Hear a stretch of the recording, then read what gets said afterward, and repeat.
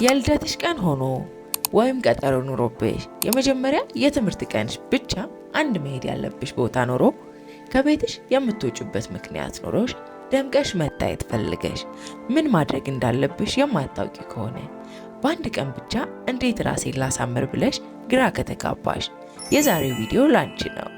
ሰላም፣ ዛሬ በአንድ ቀን ብቻ ፊትሽንና አቀራረብሽን ገጽታሽን በቀላሉ ለመቀየር የሚያስችሉ ከዚህ ወደዚህ በ24 ሰዓት ብቻ ያለምንም ወጪ ራስሽን መቀየር የሚያስችሉ ቀላል ዘዴዎችን እነግርሻለሁ።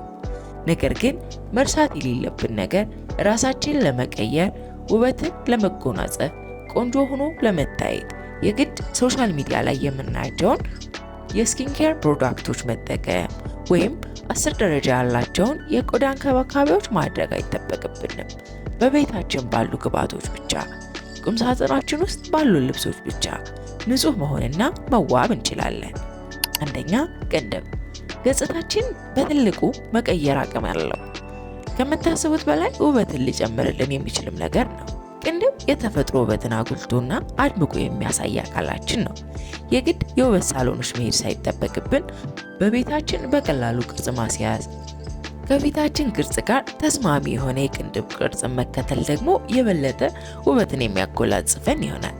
ቅንድባችን ቅርጽ ከማስያዝ በተጨማሪ በቀላሉ ቫዝሊንንና የቅንድብ ቡርሽን በመጠቀም ማበጠር ይኖርብናል። እንደነገርኳችሁ የተለየ ውድ ሜካፕን ሳንጠቀም በዚህ መልኩ ቅንድባችንን በማስዋብ ገጽታችንን የበለጠ ደምቆ እንዲታይ ማድረግ እንችላለን። ቫዝሊን ለቅንድብ መጠቀም ውበትን ለመጨመርና ቅርጽን ለማስያዝ ብቻ ሳይሆን እድገቱ የተፋጠነ እንዲሆን፣ ረጅምና ብዙ እንዲሆን ሊያደርግልን ይችላል። ከዚህም በተጨማሪ ቫዝሊን ቅንድባችን ላይ ከተጠቀምን ተመሳሳይ ቅርጽን ይዞ ረጅም ሰዓት መቆየት እንዲችል ይረዳዋል። ሁለተኛ፣ ከንፈር በየትኛውም አጋጣሚ ከንፈሯ የደረቀና የተላጠች ሴት ቆንጅናዋ ሙሉ አይሆንም። ሁልጊዜ ለስላሳ የሆነ ከንፈር የውበት መገለጫ ነው። በተመሳሳይ ከንፈርን ለስላሳና ውብ ለማድረግ የግድ ውድ የሆኑ ነገሮችን መጠቀም አያስፈልገንም። በመጀመሪያ ግን የሞተና አላስፈላጊ የሆነውን የከንፈር ቆዳ ማስወገድ ያስፈልገናል።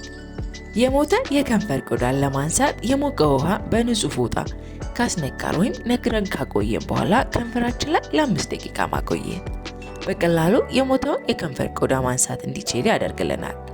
በተመሳሳይ ማርን መጠቀምም እንችላለን።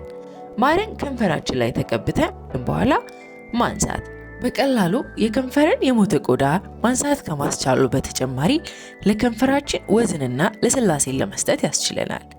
ከዚህም በኋላ ማለስለሻዎችን መጠቀም ይኖርብናል። ለዚህም ቫዝሊንን ወይም የኮኮናት ኦይልን መጠቀም ይቻላል። በዚህ መልኩ ምንም አይነት ሜካፕና ወጪን ሳያስፈልገን ከንፈራችንን ማስዋብና ለስላሳ ማድረግ እንችላለን። ሶስተኛ፣ ጥርስ ንጹህ ጥርስ የሚያምር ፈገግታና የውበት መገለጫ ከመሆኑ በተጨማሪ የንጽህና መገለጫም ነው። ቢጫና የበለጸ ጥርስ ፈገግ ለማለት የሚያሳቅቅ ብቻ ሳይሆን ውበታችንንም የሚቀንስብን ነገር ነው። ጥርስን በቀላሉ ለማንጣት የግድ የጥርስ ክሊኒኮችን መጎብኘት አያስፈልገንም።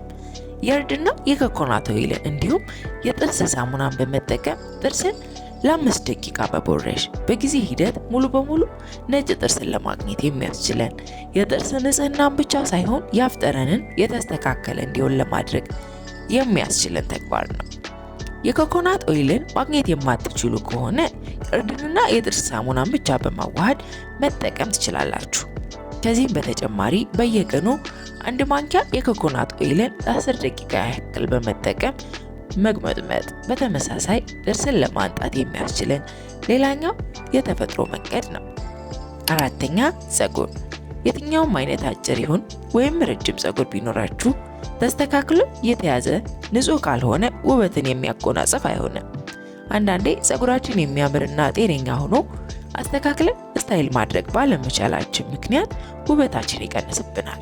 ፀጉራችሁም ቢሆን የግድ የውበት ሳሎን መሄድ ይኖርባችኋል ማለት አይደለም። በቤታችሁ ማሳመር ትችላላችሁ።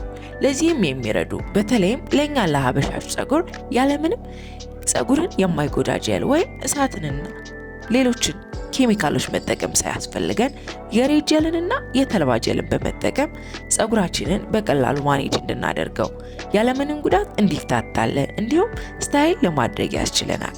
በተለይም የፊታችሁን ፀጉር ለማሳመርና ቅርጽ ለማስያዝ የምትቸገሩ ከሆነ የተፈጥሮ ጀልን በመጠቀም ማሳመርና ስታይል ማድረግ ይቻላል።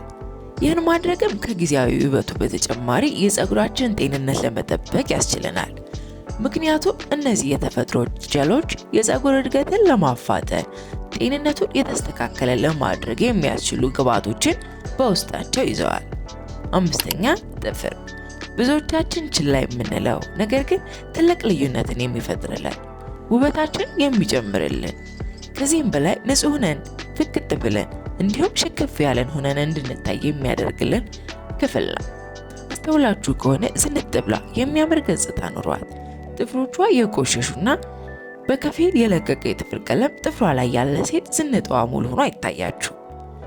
ይህንም ለማድረግ ግን የግድ አርቲፊሻል ጥፍሮችን መጠቀም ወይም ደግሞ የጥፍር ማስያቢያዎችን መጠቀም አይጠበቅባችሁ። ነገር ግን ንጹህና ተስተካክሎ የተቆረጠ ጥፍር፣ ቅርጾቻቸው የተስተካከለ እንዲሁም በትክክል ሼፕ የተደረጉና ፋይል የተደረጉ ጥፍሮች፣ እንደ ፍላጎታችሁ ደግሞ የጥፍር ቀለሞችንም መጠቀም ይቻላል። ይህም በማድረግ ብቻ ዝንጣችሁን ሙሉ ማድረግ ሽክ ያለች ሴት ሆናችሁ መታየት ትችላላችሁ። ስድስተኛ በራስ መተማመን። የትኛውም ቀን ላይ ከገጽታችን ማማር ካለባበሳችን መስተካከል የበለጠ ቆንጆና ሙሉ ሴት የሚያደርገን ነገር በራስ መተማመን ሲኖረን ነው። ምንም ያክል ውብ የሆነች ሴት በራስ መተማመን ከሌላት ሙሉ አትሆንም። በራስ መተማመን አቀራረባችንን ለመቀየር ብቻ ሳይሆን ለራሳችን ያለንን ግምትም ለማስተካከል ያስችለናል። አረማመዳችን የተስተካከለ፣ ሰዎችን ለማየት የማናፍር፣ ንግግርን ለማድረግ የማንቸገር መሆን መቻል አለብን። በራስ መተማመን ያላት ሴት በየትኛውም ሁኔታ ደምቃና ጎልታ ትታያለች። በዚህም ዙሪያ እንዴት ራስ መተማመንን ማጎልበት እንችላለን የሚል ቪዲዮ ሰርቻለሁ ከዚህ በፊት ማለት ነው። ስለዚህ ለማየት ከፈለጋችሁ ሊንኩን ዲስክሪፕሽን ቦክስ ላይ አስቀምጥላችኋለሁ። የዛሬውን ቪዲዮ ኤዲት እያደረገችልኝ እንደተለመደው ቅድስት ኤዲት ነች። ለማንኛውም የቪዲዮ ኤዲቲንግ ስራዎች ቅድስት ኤዲትን ማሰራት የምትፈልጉ ከሆነ ለማናገርም የምትፈልጉ ከሆነ አድሬሷን አስቀምጥላችኋለሁ።